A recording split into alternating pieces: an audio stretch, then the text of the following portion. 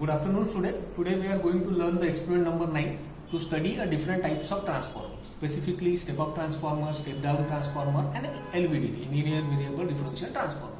For LVDT we will have a separate video. In this video we are going to learn a step-up and step-down transformer. Now before we go and understand the details of step-up and step-down transformer, we have to understand the meaning of transformer. Transformer क्या है? Transformer is a device which will transfer the energy from one circuit to another circuit or one device to another device. Okay. Lot many people get confused with the working of transformer. वो ये ऐसा सोचते हैं कि transformer क्या करता है भाई, तो एसी को डीसी में कन्वर्ट करता है. ऐसा नहीं है. आपके दिमाग में ये चीज पूरी क्लियर कर लो कि ट्रांसफार्मर का काम कन्वर्शन करना नहीं है. ट्रांसफार्मर का काम एक वोल्टेज को दूसरी वोल्टेज में लेके जाना है. उसका वोल्टेज का जो भी लेवल है उसको रिड्यूस करना या बढ़ाने का काम ट्रांसफार्मर करता है as per the number of turns which is by which it is fabricated. Specifically there are two types of transformer, step up and step down. अगर अपन स्टेप अप की बात करें तो ये डायग्रामेटिक स्ट्रक्चर अपने सामने है. ये जो डायग्राम है, अगर इसमें देखेंगे आप तो ये मैं इसको प्राइमरी वाइंडिंग बोल रहा हूँ और इसको मैं सेकेंडरी वाइंडिंग बोल रहा हूँ. ठीक है. यहाँ पर अगर मैं N2 सेकेंडरी वाइंडिंग के नंबर ऑफ कॉइल्स को बोलता हूँ और N1 अगर प्राइमरी वाइंडिंग के कॉइल्स को बोलता हूँ तो N2 is greater than N1. तो यहाँ पर आने वाला जो वोल्टेज है V1, इससे जो बढ़ने वाला वोल्टेज होगा V2, ये क्या होगा? ग्रेटर होगा. क्योंकि V2 जो है वो डिपेंडेंट किसके ऊपर है? N2 के ऊपर. क्योंकि N2 N1 से बड़ा है, V2 भी V1 से क्या आएगा? बड़ा आएगा. मान के चलो कि भाई 12 वोल्ट का है तो कन्वर्ट होकर 36 वोल्ट हो जाएगा. तो ये है स्टेप अप. स्टेप अप मतलब बढ़ाना. अगर मैं स्टेप डाउन बनाना चाहता हूँ तो स्ट्रक्चर में चेंज क्या करना पड़ेगा? मुझे प्राइमरी वाइंडिंग जो है मेरी वो बड़ी लेनी पड़ेगी और जो सेकेंडरी वाइंडिंग है वो छोटी लेनी पड़ेगी. जैसे N2 N1, तो यहाँ पे क्या हो जाएगा? N1 is greater than N2, तो इसके वजह से V1 will be greater than V2. मान के चलो 36 वोल्ट इनपुट में है तो 12 वोल्ट आउटपुट में आया. कुछ इस तरीके का चेंजेस आपको इस तरीके के ट्रांसफार्मर में दिखेंगे. इसको बोलेंगे अपन स्टेप डाउन. स्टेप डाउन मतलब जो अपन रिड्यूस करते हैं वोल्टेज के अंदर. अब अपने को मालूम है कि अपने घर के अंदर जनरली सारे अप्लायंसेस जो है वो डीसी अप्लायंसेस है. डीसी में हर एक को सेम वोल्टेज नहीं लगता है, हर एक को डिफरेंट वोल्टेजेस लगता है. तो वोल्टेज को रिड्यूस करने का काम करता है ट्रांसफार्मर. ट्रांसफार्मर का बेसिक काम ही वोल्टेज को रिड्यूस करना है. ये एक सैंपल ट्रांसफार्मर आपके सामने रखा हुआ है मैंने दो. ठीक है. अब इन दोनों में थोड़ा माइनर फर्क है जो मैं आपको समझाता हूँ. ये देखो यहाँ पे जो ये साइड है ये वाइंडिंग वाला साइड है जो मैंने यहाँ पे ड्रॉ किया है. ठीक है.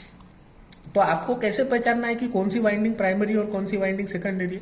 जनरली अगर इस ट्रांसफार्मर का आप देखते हो तो इधर 3 वायर्स है और इधर 2 वायर्स है. तो मिनिमम नंबर ऑफ वायर्स इधर की साइड में है, वहां पे आपको पता चल जाएगा कि ये प्राइमरी है. अदरवाइज कोई भी कंपनी जब ट्रांसफार्मर को मैन्युफैक्चर करती है तो उन्होंने रेड एक सिंबॉलिक कलर लिया है जो जनरली प्राइमरी वाइंडिंग के लिए यूज किया जाता है. प्राइमरी वाइंडिंग में रेड यूज किया जाता है और बाकी कोई भी कलर है वो सेकेंडरी में. क्योंकि यहाँ पे आपको दिक्कत नहीं जाएंगी. आप क्या बोलेंगे कि सर इधर 2 कलर है और इधर 3 है, मतलब ये प्राइमरी है और ये सेकेंडरी है. ये आपको आसानी हो जाएगा.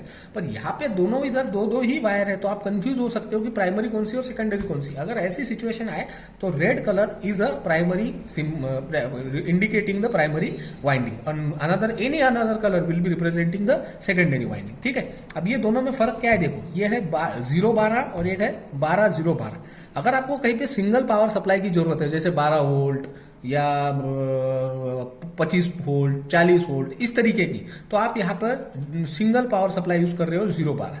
पर अगर जैसे ऑपैम्प का हो गया, ऑपरेशनल एम्पलीफायर नाम का एक डिवाइस है जो आईसी है एक्चुअली 741 ऑपरेशनल एम्पलीफायर, वो सर्किट डुअल पावर सप्लाई पे काम करती है. प्लस भी वोल्टेज लगता है उसको और माइनस भी लगता है. लाइक साइनोसाइडल जो सिग्नल रिप्रेजेंटेशन होता है, प्लस भी और माइनस भी.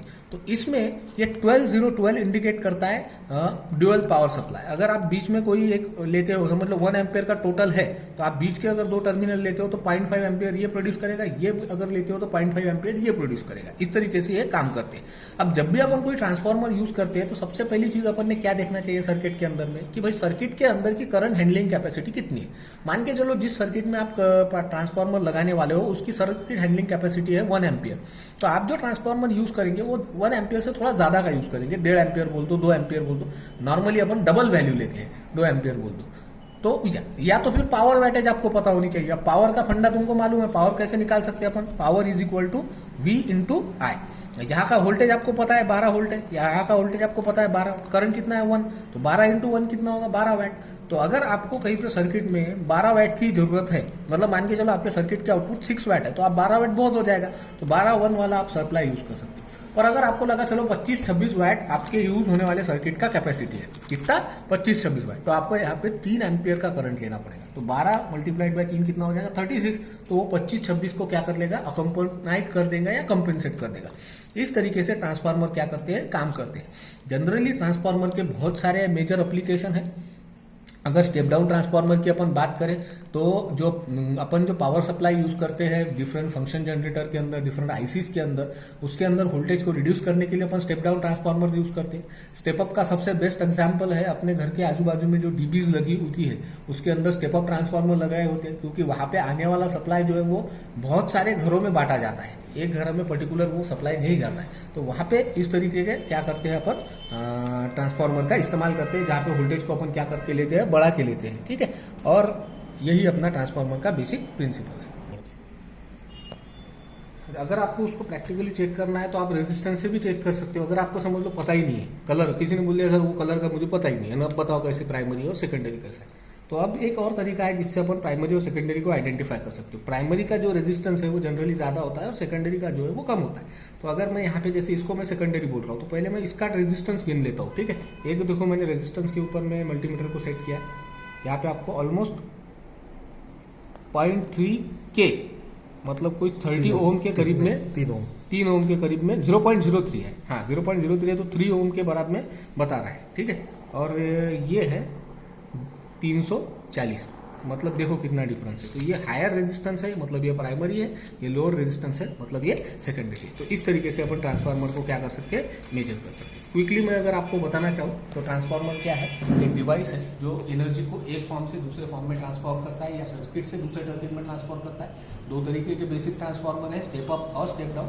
स्टेप अप मतलब जो वोल्टेज को बढ़ाता है, स्टेप डाउन मतलब जो वोल्टेज को कम करता है। अब जहां पर आपने अगर 2x2 यहाँ पर यूज किया तो आप इसके साथ सीरीज में ब्रिज सर्किट यूज कर सकते हो to convert AC into DC, ठीक है।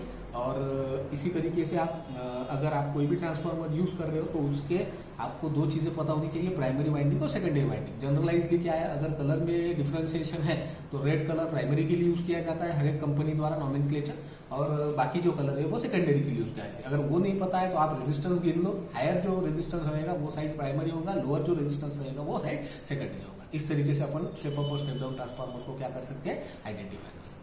Thank you. अगर कोई डिफिकल्टी है तो आप मुझे